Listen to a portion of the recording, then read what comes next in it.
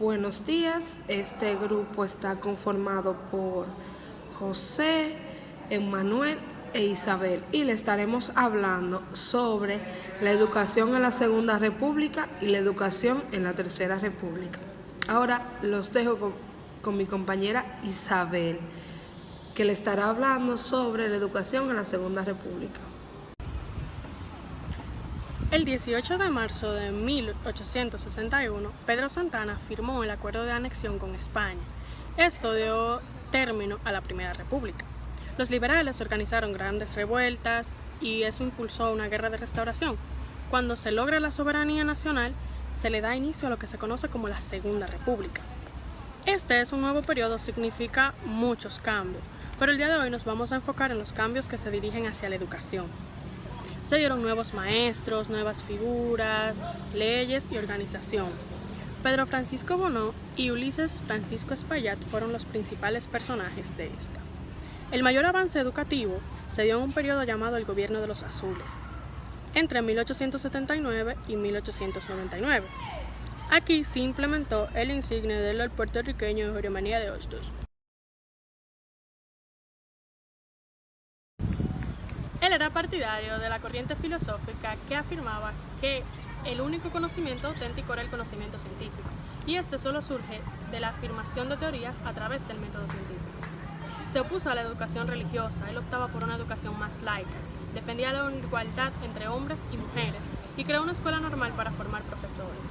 Propuso un currículo basado en 3 ramas del conocimiento: la naturaleza humana, la naturaleza exterior y la naturaleza de la sociedad. Ya cuando Ulises Xerox estableció una dictadura, Hostos fue exiliado, pues sus ideas eran muy avanzadas y significaban un peligro para él. Muy bien, yo voy a continuar con la educación en la Segunda República. También las mujeres se destacaron en el pleno educativo durante el periodo de la Segunda República, como por ejemplo Salomé Ureña de Enríquez, quien recibió influencia de Hostos, donde ésta fue motivada para crear el primer instituto de formación docente femenina del país. El presupuesto durante ese periodo, en vez de aumentar, disminuyó durante la segunda mitad de la Segunda República, lo que muestra el poco interés de los gobernantes en que el país avanzara. Luego aumentó con la creación de impuestos con el objetivo del desarrollo de la educación.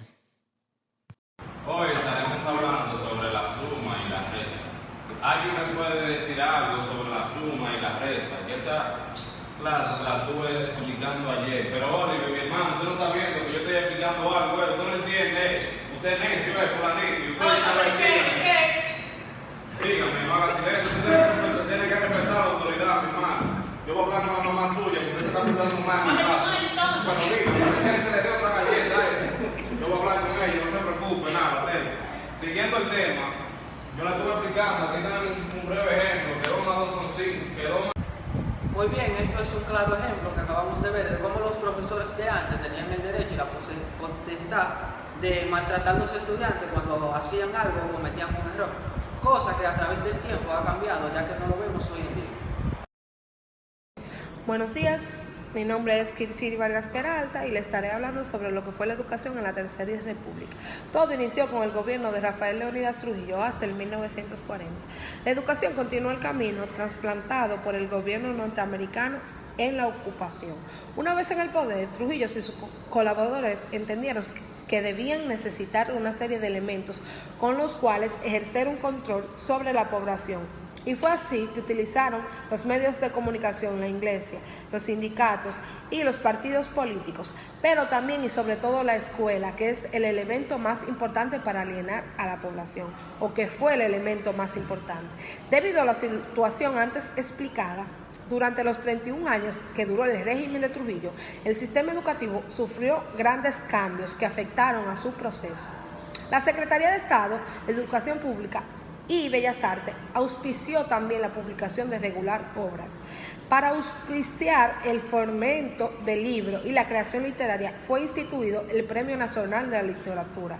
Creaciones para mejorar la educación en el país por el decreto número 186 del 23 de julio de 1931. También fue creada la Academia de Historia con el objetivo de hacer investigación y estudios sobre la historia dominicana y clasificar datos y documentos relativos a nuestro pasado. La academia quedó formalmente inaugurada el 16 de agosto de 1931. En 1933, el régimen trujillista prohibió la aplicación de la enseñanza hostosiana en las escuelas dominicanas debido a que las ideas de Hostos perjudicaban a los intereses del dictador. Las escuelas normales estuvieron cerradas hasta el 1943, cuando fueron reabiertas, pero fueron sustancialmente modificados en su filosofía para ajustar a los planes del mandatario. En 1932 se promulgó una nueva Ley General de Estudios, el cual sustituyó a la Ley General de Estudios que había implantado en Norteamérica en 1918. La educación fue muy bien utilizada para el gobierno del dictador Trujillo, con el fin de exaltar su figura, darle carácter divino a la despota. Varios intelectuales colaboraron con el propósito sobresaliente de Joaquín Balaguer, el cual llegó a ser secretario de Educación.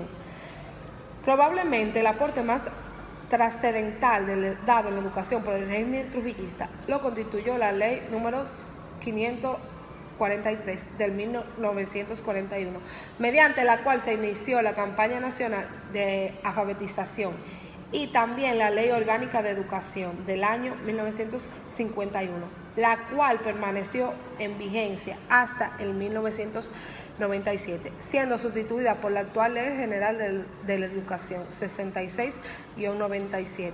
Ahora los dejo con mi compañero José, que les seguirá hablando sobre la educación en la Tercera República. En la llamada era de Trujillo se impulsaron varios planes con el propósito de combatir con el analfabetismo que afectaba al país, y era muy amplio, alrededor del 70% de la población, acentuándose más en la zona rural que en la urbana. La cantidad de matriculados en los estudiantes en las escuelas fue en aumento durante los años de la dictadura. Así, por ejemplo, cuando se inició el mandato de Trujillo en 1930, el país contaba con 50.739 y para el año de 1955, esto en 25 años después, contaba con 459.484, es decir, la cantidad de alumnos en 5 lustres se multiplicó por más de 9. En la memoria de la institución de 1947, siendo secretario de Estado de Educación Osvaldo Báez Soles, apareció un presupuesto de 2.996.715, un monto alto para la época, con razón considerable. Esto permitió desarrollar la enseñanza vocacional y el fomento de las culturas a través de diferentes actividades. Se iniciaron los estudios folclóricos y se arreglaron las actividades de las orquestas sinfónicas nacional, la Escuela de Bellas Artes y el Conservatorio Nacional de Música. Plan de estudio de la educación superior. En la área de Trujillo, el plan de estudio para la educación secundaria tenía un tronco común hasta el grado 11, mientras el grado 12 se diversificaba en 3 tipos de bachillerato académico: filosofía y letra, matemática y física, y ciencias físicas y naturales, tal como ya señaló. Me resultó muy interesante ver cómo a lo largo de la historia el Estado y el gobierno han tenido tanta influencia en la educación.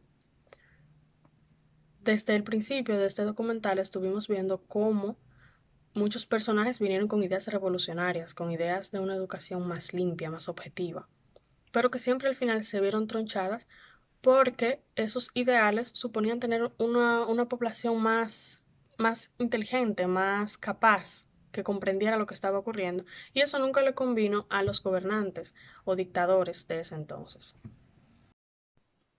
Eso es algo que nos pone a pensar y a reflexionar si de verdad la educación pública ha sido para dar una formación a un estudiante en un pensamiento crítico que pueda tener sus propias decisiones, o ha sido solo una forma de manipular y adoctrinar.